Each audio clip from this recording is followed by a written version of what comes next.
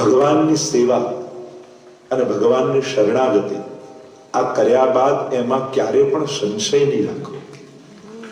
એકવાર જેમ આપણે બ્રહ્મ સંબંધ લીધું, ભલે નાના હતા, જાણતા નહોતા, કઈ જ્ઞાન નતું, શરણાગત થયા.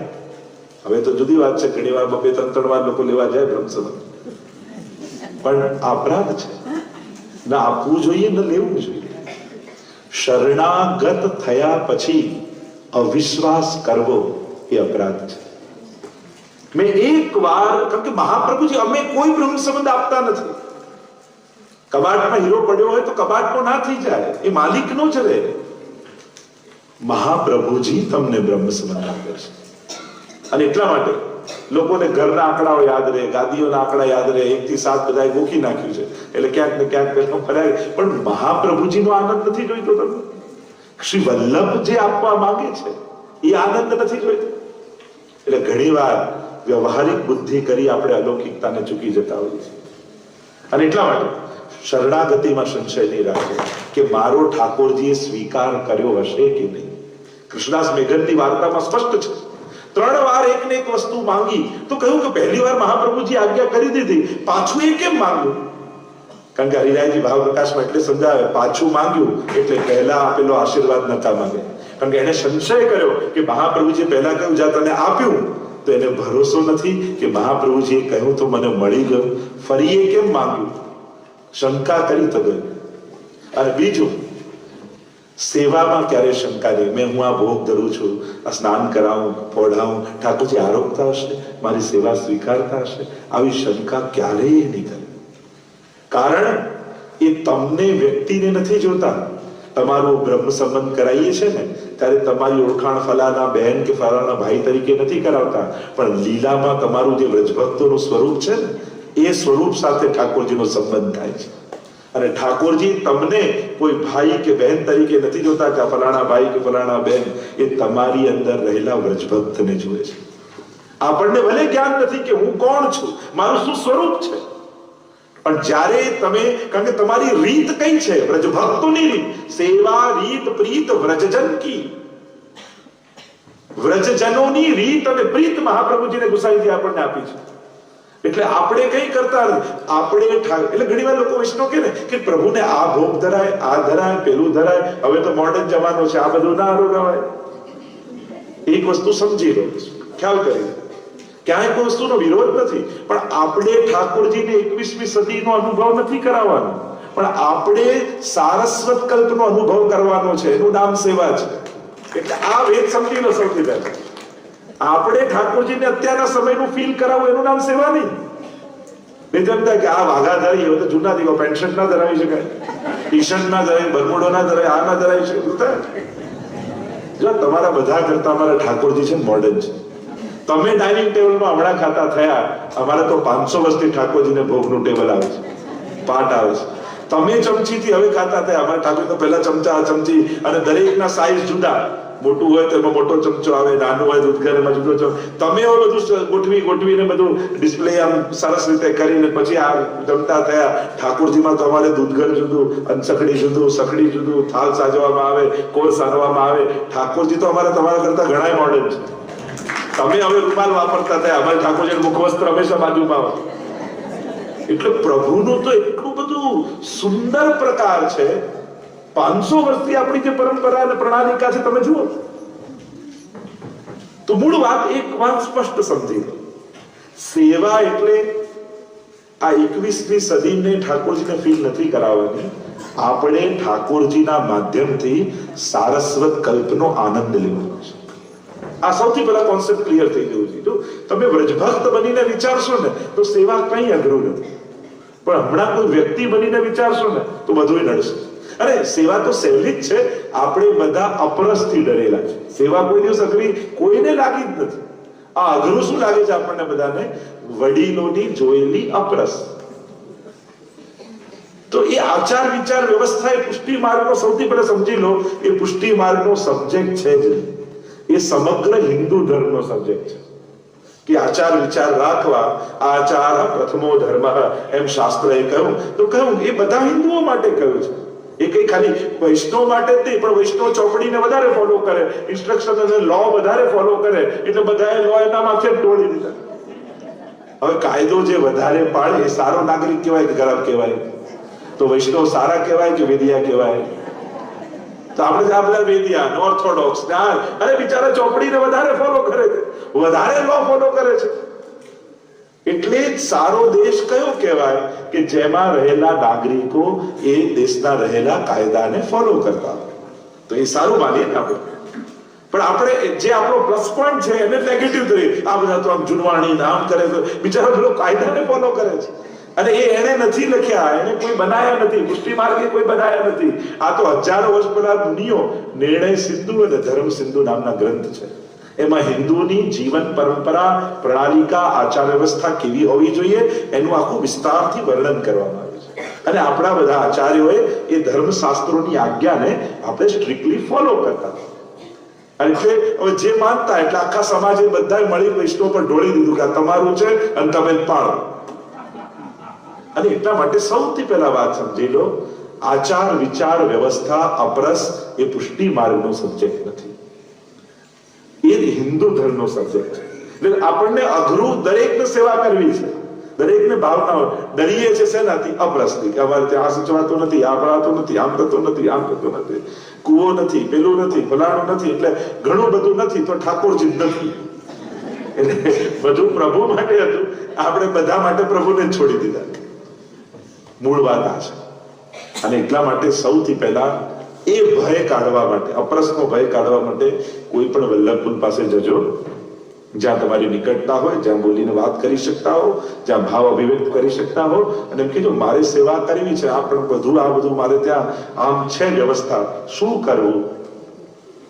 અને વલ્લભકુલની પણ એ જવાબદારી છે કે એને રસ્તો કાઢી એ કઈ રીતે ઠાકોરજીની નિકટ જાય એ રસ્તો એમણે કાઢીને આપવો જોઈએ, કોશિશ કરવી જોઈએ કે આ કેમ કરીને કરે. હવે વિચાર કરો, પહેલાના સમયમાં એક ઓરડાના રૂમમાં ઝૂંપડામાં વૈષ્ણવ રહેતા, 84-52 ની વાર્તા વાંચો, એમાં કઈ અપરસ પડાતી હશે, કઈ રીતે થતું હશે?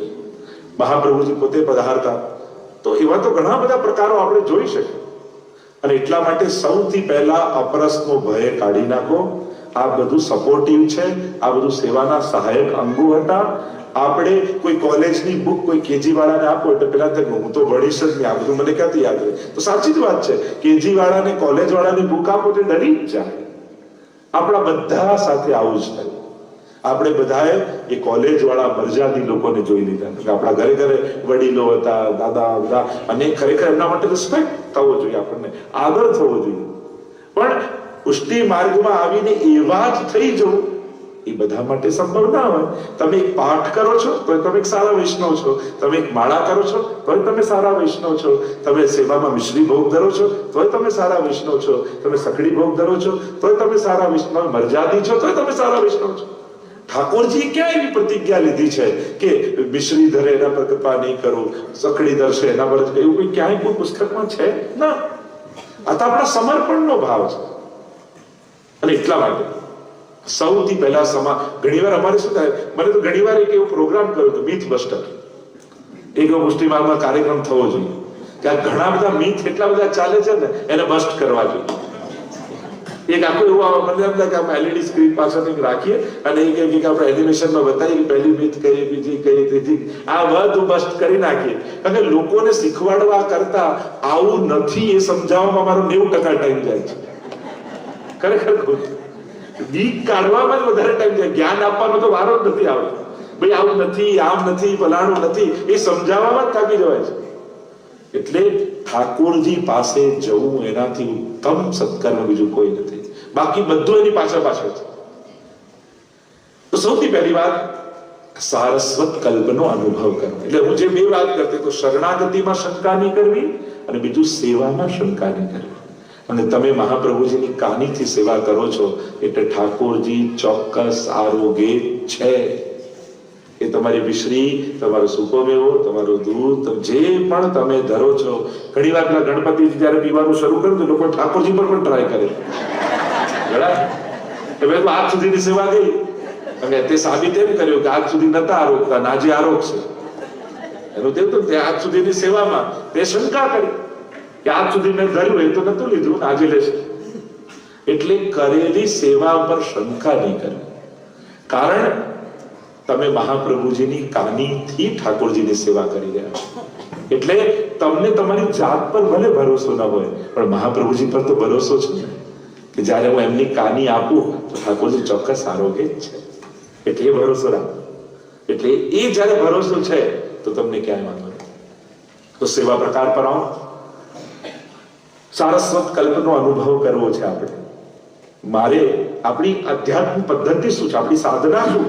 પુષ્ટિ માર્ગીય વૈષ્ણવ થયા તો આપણું લેવલ ઘણીવાર પ્રકાર ને પ્રણાલિકા ને એમ જ હોય છે. પણ પહેલા ક્રિયાત્મક સેવા થાય, કે જેમ આજ્ઞા કરી એમ થાય. પછી એ સેવા કરતા કરતા ભાવાત્મક લેવલ આવે. હવે આનો ભાવ શું, આ ઝાડીજી કયા ભાવથી, બંટાજી કયા ભાવથી, શિંગાર કયા ભાવ, એટલે એક લેવલ ઊંચું ગયા, ભાવાત્મક થયો. અને પછી એની ઉપર એક લેવલ જાય તો આપણી સેવા રસાત્મક થાય. કે ઠાકોરજી જે લીલામાં, વ્રજ લીલા જે ચાલી રહી છે, અખંડ નિત્ય લીલામાં જે રીતે વ્રજભક્તો ઠાકોરજીની સેવા કરી રહ્યા છે, એવો ભાવ આપણી અંદર આવવા લાગે, એવો આનંદ આવવા લાગે. એટલે ઉપરનો લેવલ રસાત્મક થઈ જાય. તો આ 3 લેવલથી આપણો સેવા પ્રકાર આગળ વધશે. સૌથી પહેલો ક્રિયાત્મક લેવલ બહુ જ મહત્વનું છે. દરેક લેવલ જરૂરી. ઉપર પહોંચ્યા પછી પહેલા પગથિયાને અપમાનિત કરવું એ આપણી જ મૂર્ખતા છે. આ પહેલા બીજા પગથિયા શું કામના છે, તો છેક ઉપર. અને પહેલા બીજા ત્રીજા ના હોત તો ઉપર આવત ક્યાંથી? અને એટલા માટે કોઈ પણ પગથિયાની નિંદા ન થાય. ઘણી વાર સકડી ભક્ત આ બધા તો મિશ્રી વાળા, તો મિશ્રી વાળા શું થઈ ગયું? તમે ગમે તેટલી સેવા કરતા હો, તમને કોઈ એવો હક મળતો નથી કે તમે શરૂઆતના વૈષ્ણવની નિંદા કરો. આ એક વાત સ્પષ્ટ સમજી લેજો. તમે ગમે તેટલા જાણકાર હો, પણ કોઈ નવો આવ્યો તો એની નિંદા કરવા કરતા એને પ્રોત્સાહિત કરજો, તો ઠાકોરજી વધારે રાજી થશે. આપણે નિંદા કરીએ, છોડી દેવો પ્રયાસ કરીએ. આ તો આમ નથી આવડતું, આમ નથી. અને પહેલાના જમાનામાં શું બધું વળીને જ શીખવાડતા. પેલા જોયું તો સ્કૂલમાં માર ખાઈને આવો ટીચરની, તો ઘરે બીજી 2 પડે. કેમ માર ખાઈને આવ્યો? પેલો પડીને આવે ને રમતા રમતા, તો બીજી ઘરે 2 પડે. કેમ પડ્યો? એટલે પહેલાની આજથી 50 વર્ષ પહેલાની પદ્ધતિ કેવી હતી કે બધું વળીને ને મારીને શીખવાડ્યું. આ પ્રકાર જ હતો. એટલે એ હજી જતા જતા થોડો આપણને ત્યાં ટાઈમ જાય છે. એટલે જૂના લોકો જો આમ નથી કરતા, આમ નથી, તો આમ નથી, વળીને શીખવાડે. તેમાં કઈ ખોટું નથી કરતા. પહેલા શીખવાડવાની પદ્ધતિ જ આપણા લોકોને ત્યાં આવી કે પહેલા સોટી વાગે સમસમ ને વિદ્યા આવે ધર્મ. હવે તો કેસ કરી નાખે છે સોસાયટીમાં. તો એટલે આ સમય બદલાય એમ શીખવાડવાની પદ્ધતિઓ બદલાય છે. બાકી તમે જૂના લોકોને જોશો તો હજી એમની સ્ટાઇલ જ હોય, એ વળીને જ કે કોઈ બી વાત શીખવાડવાની હોય તો એમાં કંઈક બહુ કોઈ નફરત નથી આપણા માટે. એમણે એ રીતે જોયેલું ને એ રીતે મોટા થયેલા, એટલે એ લોકો એ રીતે શીખવાડે. આજે આપણા ઘરના વડીલો કે એ તરત ખીજાઈ જાય, તરત વળી નાખે. નાના છોકરાઓ કે આમાં એગ્રી થવાની શું જરૂર છે, આમાં તો શું થઈ ગયું? પણ પેલા શીખેલા છે એ રીતે, એટલે એ લોકો એ રીતે જ કરે.